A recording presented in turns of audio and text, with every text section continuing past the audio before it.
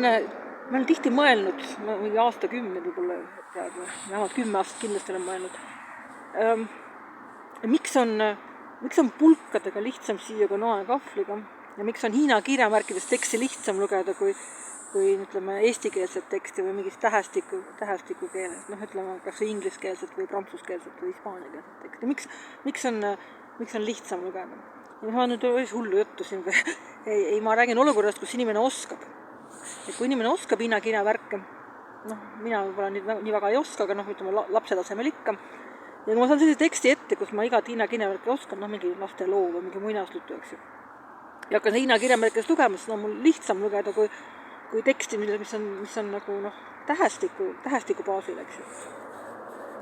Ja samamoodi, et kui ma söön pulkadega, eks siis on mul lihtsam siia kui noakahvliga.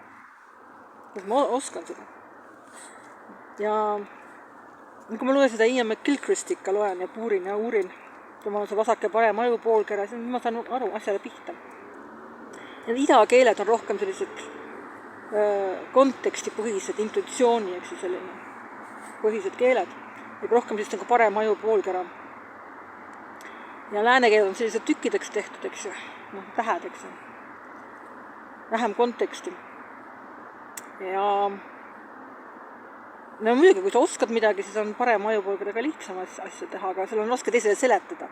Et kui sa teisele seletada, kuidas seda teha, siis sa pead kõigepealt ta kuidagi tuuma sellele samal tasandile, mis sa ise oled, ja siis ta saab sellest seletusest aru. Aga kui ta ei ole sellel samal tasandil, siis ta ei saa aru, siis on lihtsam nagu selle vasaku ajupoolkeraga nagu tükeldada. Aga jah, et tänu sellele vasaku parem ajupoolkera teooriale ma saan nüüd aru, miks on hiina kirjamärkidest teksti ikka palju lihtsam lugeda. Ja aju läheb sellise surra-murra seisundisse ka. Kui sa hiina kirjamärkidest teksti mõnus surra-murra tegi vajus, hästi mõnus lõdvestav seisund. Ja pulkadega samamoodi. Isegi kantoni pulkadega, mis on niisugused libedad, lakeeritud, on lihtsam süüa kui noakahvli. Ausalt, päriselt on nendega lihtsam süüa. Aga selles ma oskan. Kui sa ei oska, siis on noakahvli ka lihtsam. Ja samamoodi, kui sa hiina kirjamärki ei oska, muidugi tähestikupõhilist keelt lihtsam lugeda. Aga kui sa oskad mõlemat, siis on hiina kirjamärke lihtsam lugeda kui tähestikupõhist keelt ja pulkadega on lihtsam süüa kui noakahvli. Ausalt.